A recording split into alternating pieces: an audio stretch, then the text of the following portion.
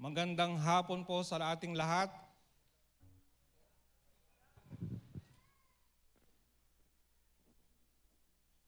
So, tayo ngayon ay nasa kalagitnaan ng revival.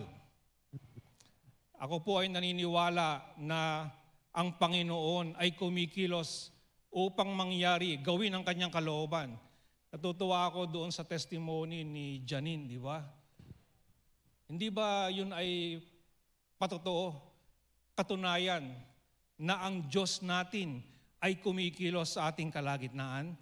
Kaya kung meron po kayong sitwasyon, meron tayong buhay na pag-asa dahil alam natin, hindi pa tapos ang Diyos sa buhay natin. Amen. Amen. Okay, so ngayong hapon tayo po ay, hindi pa pala lumalabas. So, in line with our watchword, di po ba? Ang watchword natin ay anchored in His presence, di ba? Anchored, nakaangkla sa presensya ng Panginoon. So, ang pamagat po ng mensahe ngayon ay manatili, part 2. No? But anyway, so bago po ako magsimula, gusto niyo bang makarinig ng kwento?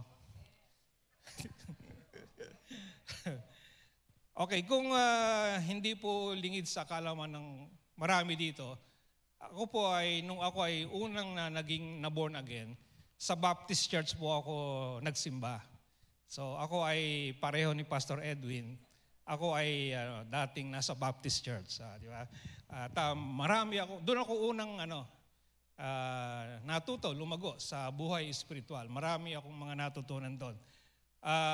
Merong naalala ko yung kwento ng isang pastor namin doon. Na kinukwento din niya yung isang missionary na nagkukwento na isang araw daw, nagpipreach yung pastor. Sabi ng pastor, kung ako, ang lahat ng mga serbesa dito ay nandito sa simbahan na ito, kukunin ko lahat, itatapon ko sa ilog. Sabi gano'n. Amen, amen, sabi ng congregation. Kung ang mga alak dito sa simbahan ito ay nandito sa kamay ko, itatapon ko lahat sa ilog. Sabi nung pastor. Amen, amen. At kung merong mga whiskey at mga hard liquor, itatapon ko lahat sa ilog. Sabi nung pastor daw, nagkukwento. Amen, pastor, amen.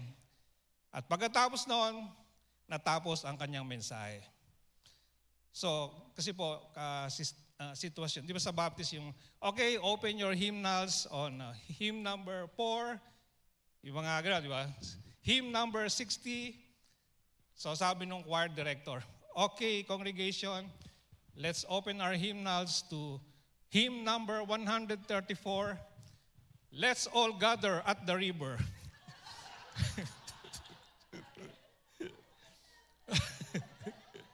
Kaya pala nakikipag-amen, no? Pwede ba? Pwede. Gusto nyo pa na isa?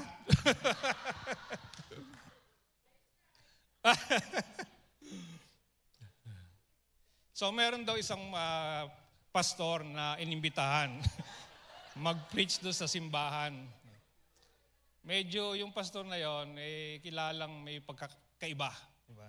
Hindi po dito kwento lang to sa sa ibang iglesia. So pagtayo raw ng pastor, tanong niya doon sa okay, alam niyo ba ang mensahe ko ngayong hapon? Di nagulat yung mga sumisimba. Wala namang sinabing di ba? Wala namang sinabing kung anong magiging mensahe. Hindi po, pastor, sabi nga. Ganon. Siya, magsiuwian na kayo. Wala pala kayong interesadong mapakinggan ang aking mensahe. O di, kamot yung mga sumisimba. So, the following week, siya uli ang speaker, di ba? Alam niyo ba kung ano ang mensahe ngayong hapon? Sabi ng mga pag sinabi natin hindi natin alam, baka pauwi na naman tayo. So, sabi, opo, pastor, alam namin, opo. Ganun. O sige, magsiuwi na kayo. Alam nyo na pala eh.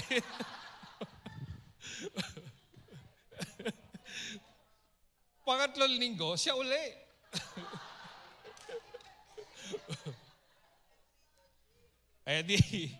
Okay. Alam nyo ba ang mensahe natin ngayong hapon? Sabi ng mga miyembro, pag sinabi natin hindi natin alam, pauwiin tayo. Pag sinabi natin alam natin, pauwiin tayo. Ano gagawin natin? Ganito na lang. Yung kalahati, sabihin nyo, alam. Yung kalahati, sabihin nyo, hindi nyo alam. Okay. Okay, alam nyo ba, mensahe ngayong hapon? Di yung kalahati, opo, pastor. Yung kalahati lang. Eto, hindi po. Yung nakakalam. Sabihin nyo doon sa hindi nakakalam. Pag-siuwi na kayo.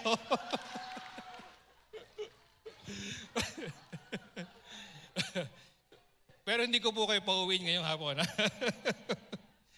Hindi po dito yan. Hindi po dito yan. Okay, so, tulad nga po ng nabanggit ko kanina, di ba? Ang revival. So, kalimutan po natin yung patawang yun. Ayun para sa akin yun, para mawala yung kaba.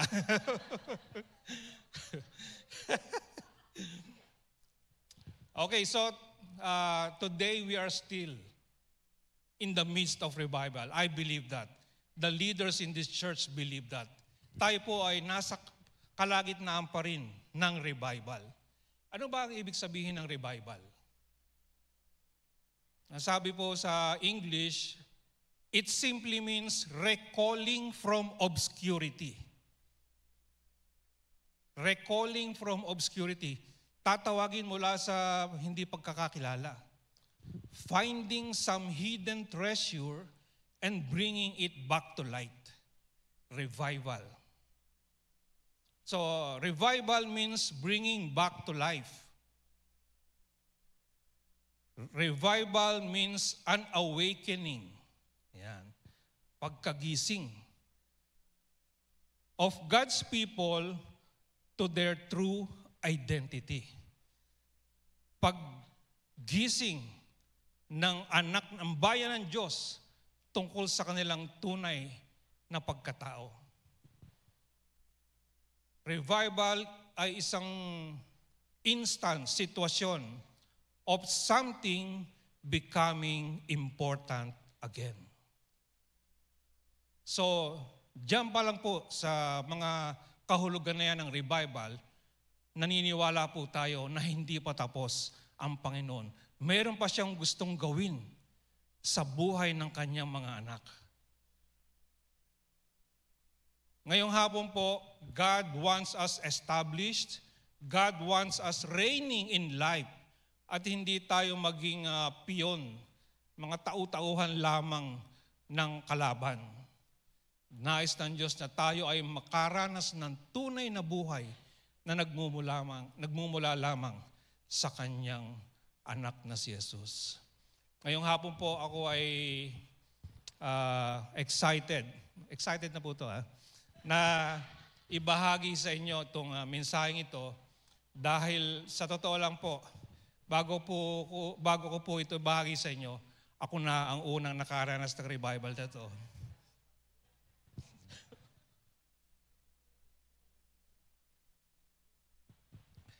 Kung pwede kong sabihin, itong mensaheng ito, ang pakiramdam ko na born again ulit ako. Ayan. Huwag mo na akong sabihang kinakarga mo pa ako eh. So meron pong may kilalang philosopher, ang sabi niya, don't seek to be a speaker, seek to have something to say. Yan. Today, ngayon po, I believe I have something to say.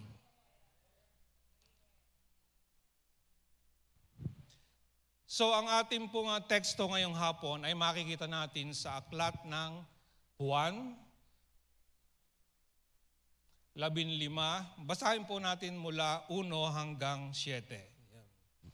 Sinabi pa ni Jesus, ako ang tunay na puno ng ubas, at ang aking Ama ang tagapag-alaga. Pinuputol niya ang aking mga sangang hindi namumunga at nililinis niya ang bawat sangang namumunga para lalo pang mamunga. Malinis na kayo dahil sa mga salitang sinabi ko sa inyo. Manatili kayo sa akin at ako'y mananatili sa inyo. Hindi makakapamunga ang isang sanga malibang nakakabit ito sa puno. Ganoon din naman, hindi kayo makakapamunga kung hindi kayo mananatili sa akin. Ako ang puno ng ubas at kayo ang aking mga sanga.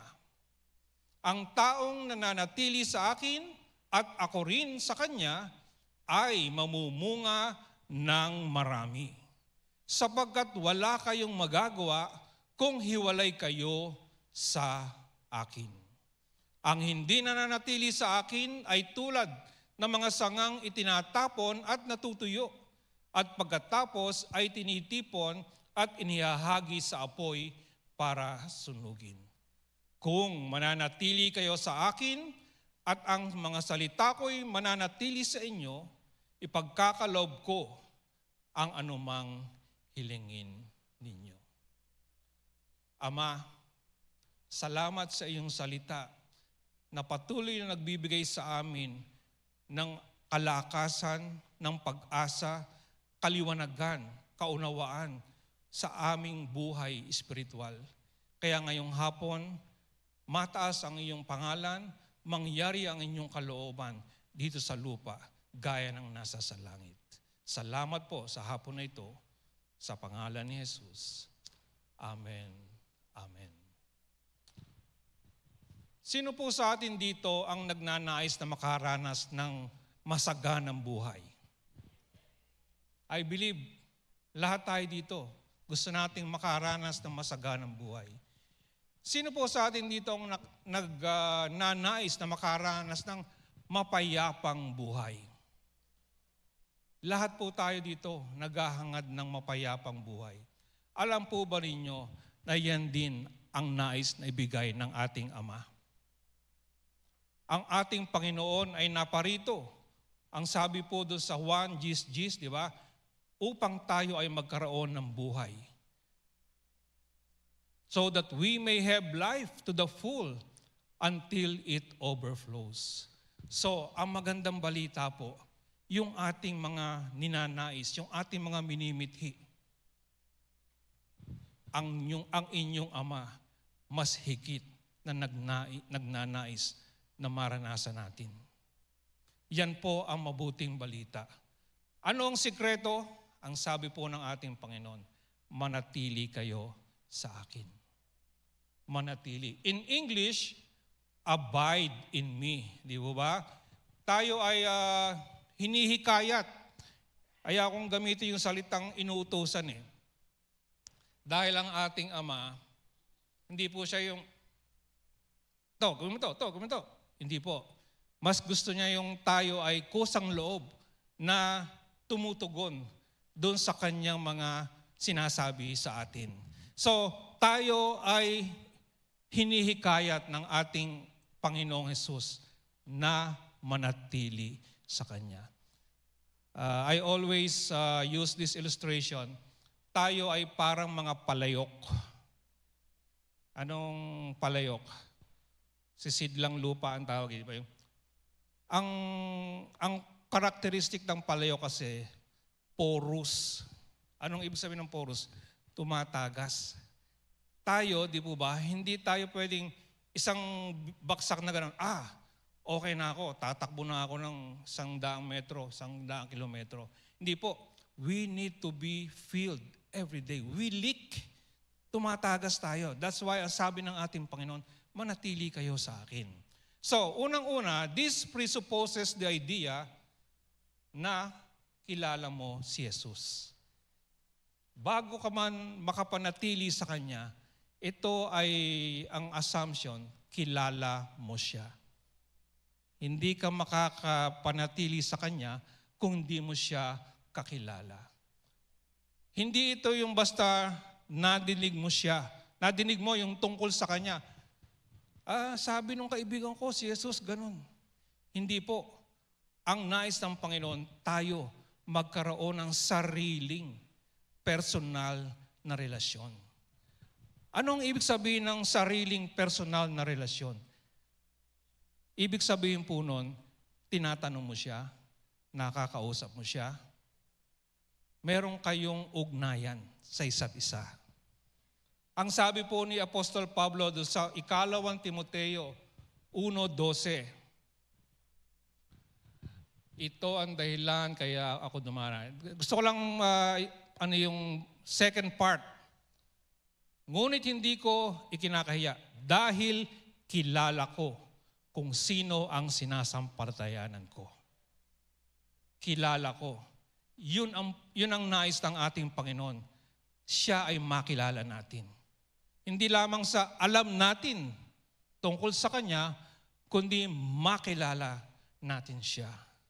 For I know, maganda doon sa Amplified, hindi ko na binigay anyway. For I know Him, and I am personally acquainted with Him, whom I have believed. Wow, galing, thank you.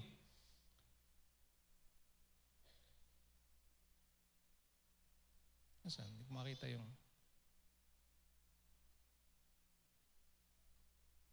Whom I have believed with absolute trust and confidence in Him. Absolute trust and confidence in Him and in the truth of His deity.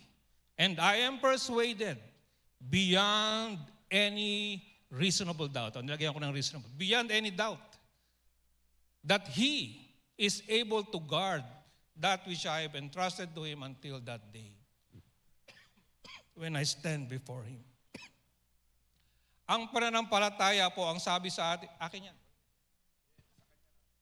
Akin yan. sorry.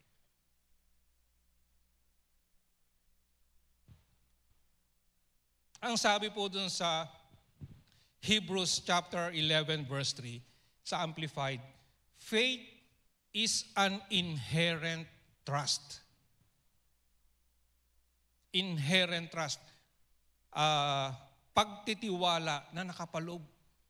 Kumaga, naandun yun. Pag sinabi mong you have faith, meron kang tiwala talaga. Kumbaga sa silyang inupuan nyo, may tiwala kayo, may sampalataya kayo na kaya kayong buhatin yung silyang yan. Kung wala yun, hindi kayo uupo dyan. That is faith. And an enduring confidence. Pangmatagal, enduring, walang katabusang kumpiyansa. Hindi magbabago, hindi magmamaliw. In the power, sa kapangyarihan, wisdom, katalinuhan, at kabutihan ng Diyos. Do you know who you are believing for? Kilala mo ba? Thank you. Yung sinasampalatayanan mo. Knowing is not just to know. Sa Bible po, alam po natin yan. Pag sinabing kilala, ibig sabihin to, meron kang close, intimate knowledge of the one you say you are trusting. Marami pong kahulugan yung salitang to know in the Bible. The word is ginosko, mga Greek scholars. Diba, ang isang kahulugan yan, nung sabi sa Lucas 8:9, sabi ng Panginoon, kayo mga alagad ko, alam nyo ang tungkol sa misteryo ng kaharian. To know intellectually. Ang connotation po nito ay, alam mo yung mga katotohanan tungkol sa kaharian, pero wala pang malalim na kaunawaan. Merong doon sa woman with the issue of blood, ang sabi, I felt in my body. Sabi niya gano'n, na may dumaloy na virtue. Yun din po yung word na know. So itong kahulugan ng knowing is yung meron kang naramdaman. Naramdaman mo. Ang isang kahulugan ng knowing, ang sabi, ito ay isang salita na ginagamit para ikwento na nagkaroon ng intimate relationship or sexual relationship. Kaya nga nung sabi din doon sa kwento ni Joseph at ni Mary, ang sabi nung anghel, di ba? Wag mong hiwalayan si Maria. Ano nga ba yung kwento? Basta, yung wala pang nakikilala si Maria na ibang lalaki. Ibig sabihin, wala pang nagkaroon ng physical, intimate relationship. So to know is also to mean na merong malalim, intimate relationship. At higit sa lahat, ang sabi po sa atin sa John 17:3, at ito ang kahulugan ng buhay na walang hanggan, ang makilala ka ng mga tao na ikaw lang ang tunay na Diyos at makikilala rin nila ako na isinugo mo. Ang sabi po ng ating Panginoon, ang makakilala sa Diyos ay ang eternal life. This is the way to have eternal life, to know you. Makilala mo talaga ang Diyos. Kaya po ngayong hapon, kung hindi nyo pa kilala si Jesus, I admonish you, I encourage every one of you, Jesus wants to be known by you. Jesus wants you to know Him. Nagpapakilala si Jesus sa atin. Siya ang Diyos na buhay. Siya ang tunay na Diyos. Bagamat siya ay Diyos, siya ay nagkatawang tao upang makaranas tayo ng tunay na buhay. Sabi nga doon sa John 17:3, yung buhay na walang hanggan. Ang makakakilala kay Jesus ay makakaranas ng buhay na walang hanggan. Jesus is not just someone who has been around before.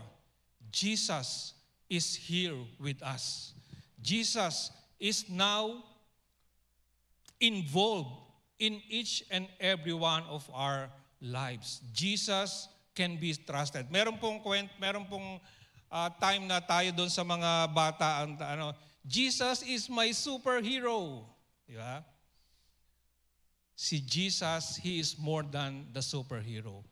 Pag tinanong ko po kayo, ano si Jesus sa inyo? He is more than my superhero. He is the one I can fully trust. Ang sabi po sa John 3:16, for God so loved the world that He gave His only begotten Son, that whoever believes in Him should not perish, but have everlasting life. Ganun na lamang ang pagsinta ng Diyos sa iyo, sa sanlibutan, na isinugo niya ang kanyang kaisa-isang anak. At kung sino mang sa kanya ay makakilala, hindi siya magkakaroon ng buhay na walang kwenta.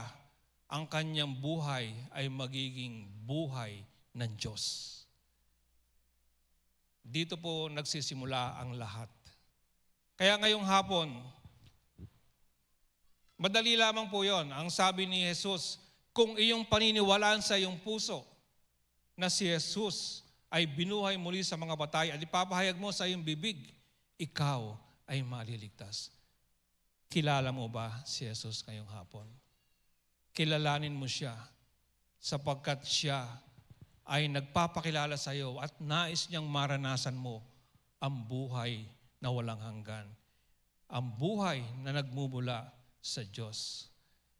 Kung tayo po ay nakakilala kay Jesus, ang sabi, we have been born into the kingdom of God.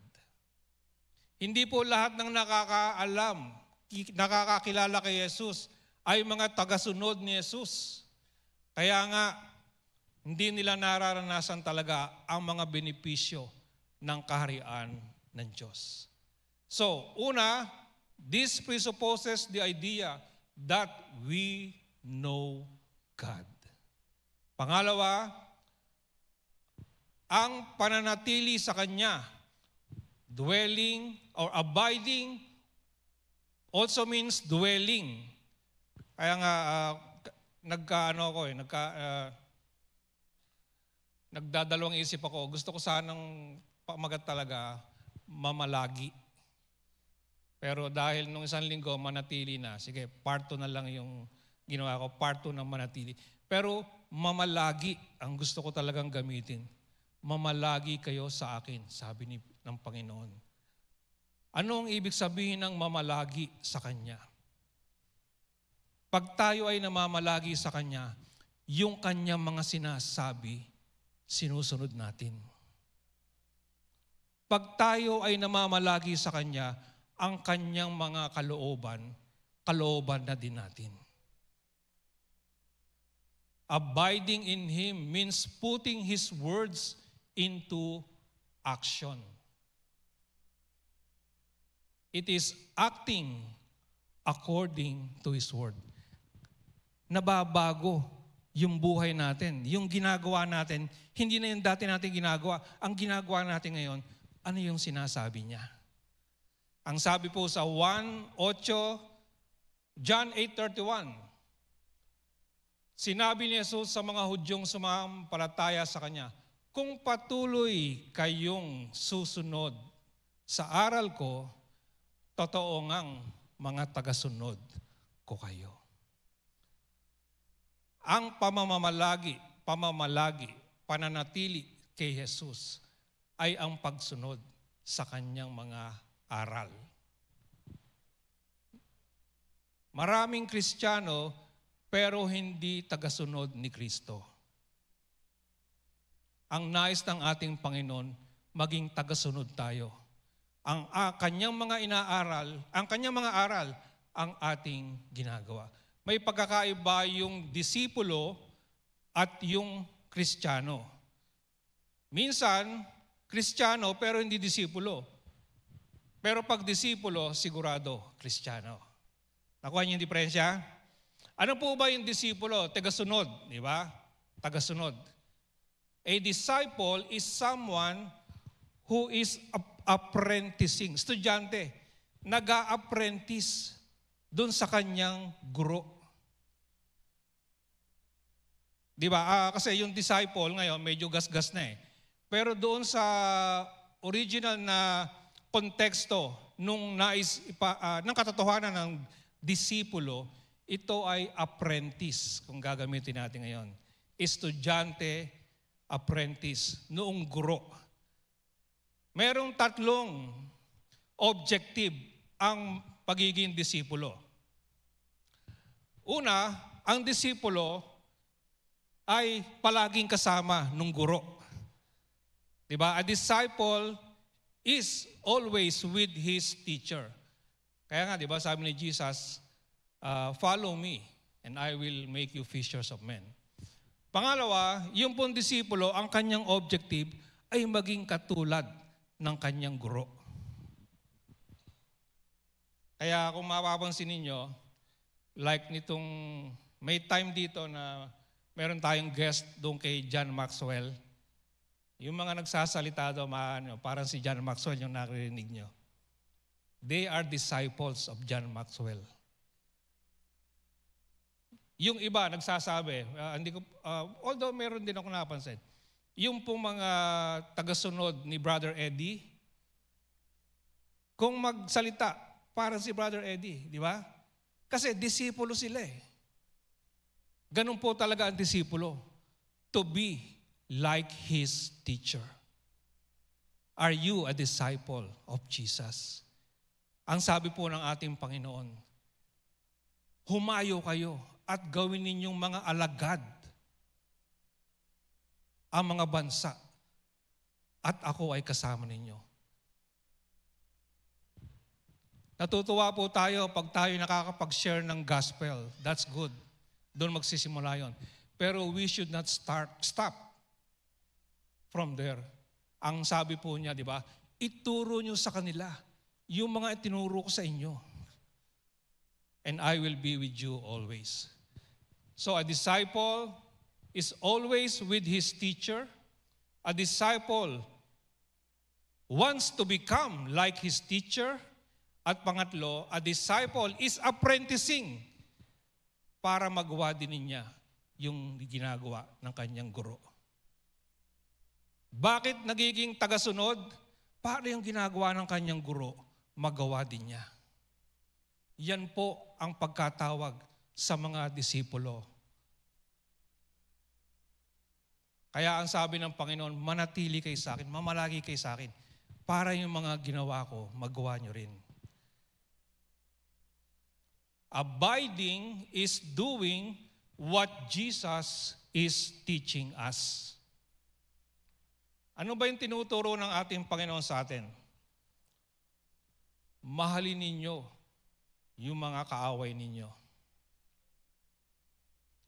Kung merong humihingi sa inyo ng polo ba yun? Tunic, ibigay nyo na yung pati yung jacket ninyo. Go the extra mile. Huwag kayong judge not, sabi, di ba? Huwag kayong manghuhusga. At pag sinusunod natin yung mga inuutos ng ating guro, ng ating Panginoon, yung katotohanan ng kanyang kaharian nangyayari sa buhay natin. Kaya nga ang sabi ng ating Panginoon, mapapalad yung mga nasa kaharian ng Diyos.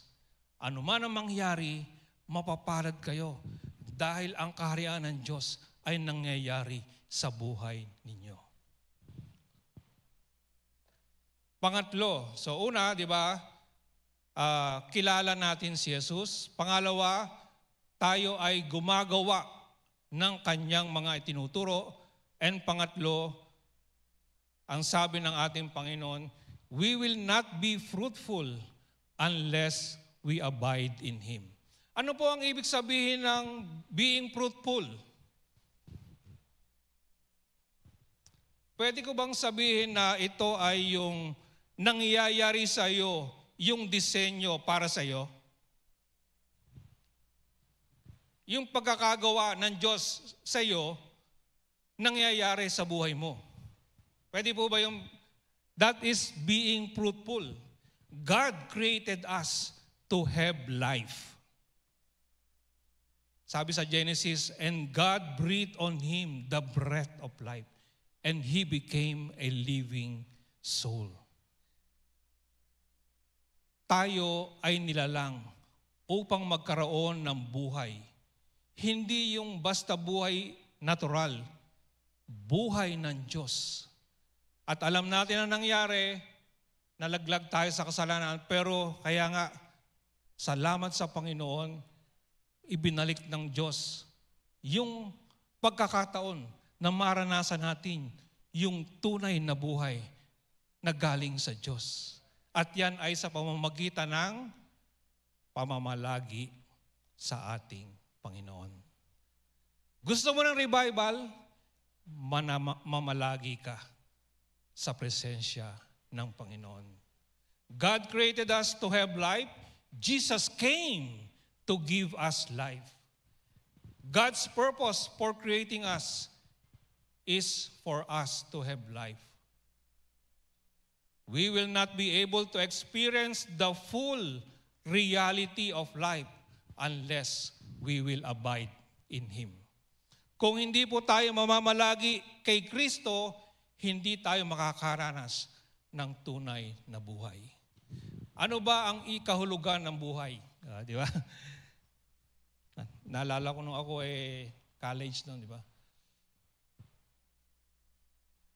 Bakit ba ako nandito sa mundong ito? Saan ba ako galing? Pagkatapos nito, saan ako pupunta? Ano ba ang katotohanan ng buhay? Bakit ako naandito? Mga minamahal, purihin ang Panginoon, pinapahayag niya. Ang kahulugan ng buhay ay ang pagkakilala kay Jesus. Kilalanin mo si Jesus, makikilala mo at malalaman mo ang tunay na kahulugan ng buhay. Kaya nga wala nang pinakamasarap pa kundi yung tao na namamalagi sa presensya ng Panginoon. Kaya nga, ang buhay ng Kristiyano ay, di ba? Wala nang hihigit pa. Sabi nga nung comedian nung araw, langit. Hindi kilala ng iba yun. So, what is the true meaning of life? What is real to you? What is reality? Reality is life in the kingdom of God. Kaya nga po, ang sabi ng ating Panginoon sa Mateo 4:17, simula noon, nangaral na si Jesus. At ito ang kanyang mensahe, pagsisihan na ninyo ang inyong mga kasalanan dahil malapit na ang paghahari ng Diyos. Sa English po kasi, ang sabi, repent, for the kingdom of heaven is at hand. Alam po natin ang ibig sabihin ng repent, di po ba? Repent means baguhin mo yung iyong pag-iisip. Baguhin mo yung akala mo. Akala ko kasi gano'n yun eh. Repent. Magbago ka. Dahil meron pang mas higit na katotohanan sa buhay mo ngayon. Ano po yun? Ang buhay sa Panginoon. Nais ng Diyos maranasan natin ang tunay na buhay. At yan ay makukuha natin, mararanasan natin sa pamamagitan ng ating Panginoon. Kaya ang kaharian ng Diyos, yan ang totoo. That is reality, the kingdom of God. Change your ideas about a certain matter. Ang kaharian ng Diyos, yan po ang mabuting balita. Ano ang ibig sabihin ng naandito na ang kaharian ng Diyos? The kingdom of heaven is near or is at hand. Anong ibig sabihin? Nandito na. Andito na. Naandito na ang kaharian ng Diyos. Iniaalok sa iyo ang kaharian ng Diyos. Baguhin mo yung akala mo. Baguhin mo yung pag-iisip mo. Naandito na ang kaharian ng Diyos. Yang mensahe ng kaharian ng Diyos, yan po ang mabuting balita na ang kaharian ng Diyos naandito na. Sinugo nga niya yung kanyang banal na espiritu eh. Ang sabi ng ating Panginoon, the Holy Spirit came to make this a reality. John 14:16. At hihilingin ko sa Ama na bigyan niya kayo ng isang tagatulong na sumasa inyo, nasa sa inyo magpakailanman. Kasi nga, di ba, ang ating Panginoon, si Jesus ay physically nandito. Pero He needs to go back to heaven. That's why the Holy Spirit was sent to us. John 16:7. Pero ang totoo, para sa ikabubuti nyo ang pag-alis ko. Dahil hindi paparito sa inyo ang tagatulong kung hindi ako aalis. Pero kapag umalis na ako, ipapadala ko siya sa inyo. Ang Panginoon, Jesus, at ang banal na Espiritu, iisa. Tayo ay sumasamba sa iisang Diyos, sa tatlong persona. Di ba? Ama, Anak, Banal na Espiritu. Makakabuti sa atin na ang ating Panginoon ay lumisan muna para makasugo ang Banal na Espiritu. Mga minamahal, ang Banal na Espiritu, nandito na. Ang kaharian ng Diyos, nandito na. At dahil dyan, pwede na nating maranasan yung buhay na iniaalok ng Diyos sa atin. Baguhin niyo yung inaakala niyo tungkol sa kaharian ng Diyos. Kasama na natin ang Banal na Espiritu. Kasama na natin. And then lastly, the infilling of the Holy Spirit is to empower us. pumunta po tayo doon sa mga gawa. Ayan. Isang araw, verse 4 muna. Isang araw noon, habang kumakain sila kasama si Jesus, sinabi niya, huwag muna kayong umalis sa Jerusalem. Hintayin ninyo ang banal na Espiritu na ipinangako ng Diyos Ama. Sinabi ko na ito noon sa inyo. Nagbautismo si Juan sa tubig, ngunit makalipas lang ang ilang araw, ay babautismon kayo sa banal na Espiritu. Verse 6. Minsan, nang nagtitipon sila, tinanong nila si Jesus, Panginoon, ito na po ba ang panahon na ibabalik ninyo ang kaharian ng Israel?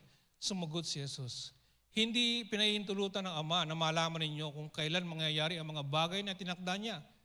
Ngunit, pagdating ng banal na Espiritu sa inyo, bibigyan niya kayo ng kapangyarihan at ipapahayag ninyo ang mga bagay tungkol sa akin. Mula rito sa Jerusalem hanggang sa buong Judea at Samaria hanggang sa buong mundo. Pagkasabi niya nito, dinala siya paitaas. Ang sabi ng mga alagad, mga disipulo, Panginoon, ibabalik mo ba yung kaharian ng langit sa Israel? Ang sabi ng ating Panginoon, hindi yan ang mahalaga. Ito ang mahalaga. Bibigyan ko kayo ng kapangyarihan. You will be witnesses. Hindi pinahintulutan ng Ama na malaman ninyo kung kailan mangyayari. Kasi ang thinking ng mga disipulo, yung kaharian ng langit, parang yung kaharian ng Rome. Sabi niya, hindi ganyan ang nature ng kaharian ng Diyos. Ngunit, pagdating ng banal na Espiritu, bibigyan ko kayo ng kapangyarihan. But you will receive power para magawa ninyo yung kinakailangan ninyong gawin. So, napakahalaga na tayo ay manatili sa Kanya. Una, kilala siya. Pangalawa, manatili sa Kanya. Pangatlo, tayo ay mapuspos ng Kanyang banal na Espiritu. Yan ang Kanyang nais sa bawat isa na tagasunod niya. Tayo po ba ay tagasunod ni Kristo? Ang sabi ng disipulo, palaging kasama si Kristo, nagiging katulad ni Kristo, gumagawa ng gawain ni Kristo. Yan po ang pagkatawag sa atin. Hindi natin magagawa yan sa sarili nating kakayahan. Kaya nga sinugo ang banal na Espiritu. But you will receive power. Anong ibig sabihin ng power? Ability. Kapangyarihan, kakayanan. Yung hindi nyo kayang gawin, pwede nyong gawin. Bakit? Ang banal na Espiritu nasa sa inyo. Ano ang sikreto ng tunay na buhay? Manatili sa Panginoon. Ang Kanyang Espiritu ang siyang maghari sa atin. Kaya nga, minsan, sabi natin, Holy Spirit come! Holy Spirit come!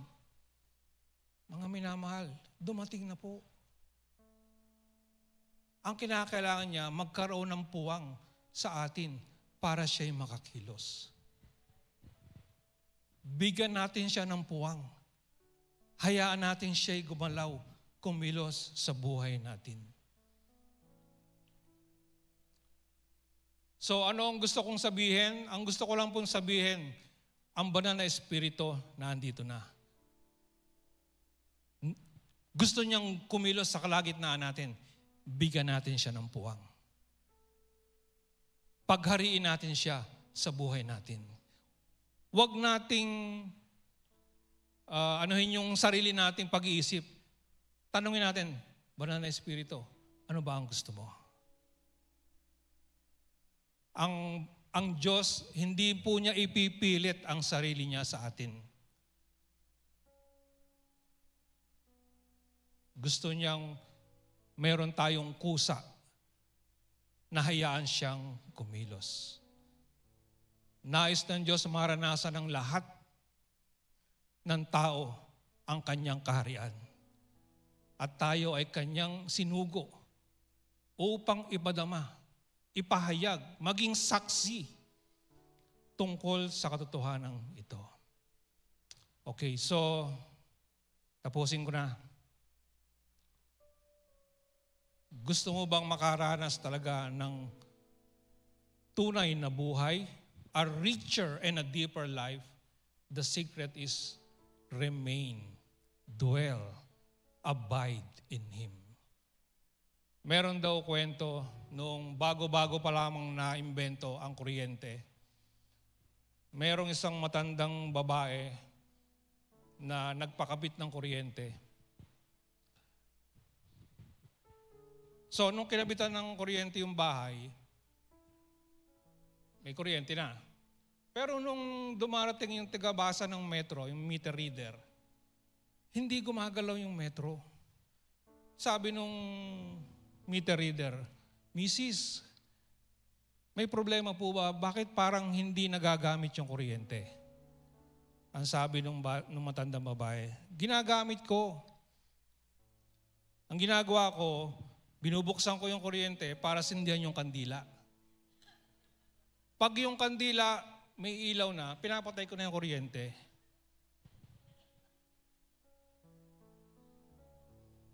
Nakadikit ang kuryente sa bahay. Pero yung kuryente hindi nagiging epektibo doon sa bahay. Ang bahay niya connected pero hindi nabago. Ang nais ng Diyos, tayo ay mabago. Baguhin nyo yung inyong mga inaakala tungkol sa kaharian ng Diyos. Nandito na ang kaharian ng Diyos. Naalala ko yung kwento po. Sabi ko po kanina, ako ay nagsimula sa Baptist Church, di ba? Pero nung kami mag-asawa ay nakaranas na mabautismuan ng banal na Espiritu, lahat na bago sa buhay namin. Nakakatayo kami dito ngayon, ako dito ngayon, dahil sa biyaya at sa kapangyarihan ng banal na Espiritu. Kung ako po ay hindi napuspos ng banal na Espiritu, hindi ko po magagawa yung mga ginagawa ko ngayon. Sabi ko palagi, parang ang feeling ko, parang na-turbocharge yung aking spiritual life. Diba? Pamilyar ba kayo doon sa Star Wars, yung lumilipad sa hyperspace? Diba? Yung ilaw. Diba? Ang feeling ko, mula nung kami ay nabautismuan ng banal na Espiritu, ang aming spiritual life na turbocharge. Ang aking pong panalangin ngayong hapon, maranasan ninyo yung tunay na buhay na iniaalok ng Diyos sa atin. Kaya nga, repent because the kingdom of heaven, the kingdom of God is here now. Ang sabi ni Jesus, abide in me, live in me, make your home in me, just as I do in you. Yung pong inaawit natin kanina, yung let the church say amen, I pray each and every one of us can truly say, amen, Lord Jesus. I believe that Christ is my Savior. Amen. All for love, He plundered my heart and grave for this is the sin. I believe that Christ is Redeemer. Amen. It will never change. I believe that Christ is returning. And because of that, the good news is now the lost can be found. The bound will be free. The weak will be strong. The broken can be redeemed. Why? The kingdom of God is here now. Mararanasan natin ito sa pamamagitan ng kapangyarihan ng banal na Espiritu. The sick will be well. The hungry will feast. The blind will see. And the church will arise. Glory to God. Thank you, Heavenly Father, for your plans, for your will, for your church. I pray and I ask that your reality, your kingdom will manifest in each and every one of us today. Your kingdom rule and reign will be experienced by every one of us. And we will arise. Your purposes will come to pass on the earth for such a time as this. This is our prayer in Jesus' name alone. Amen. Amen.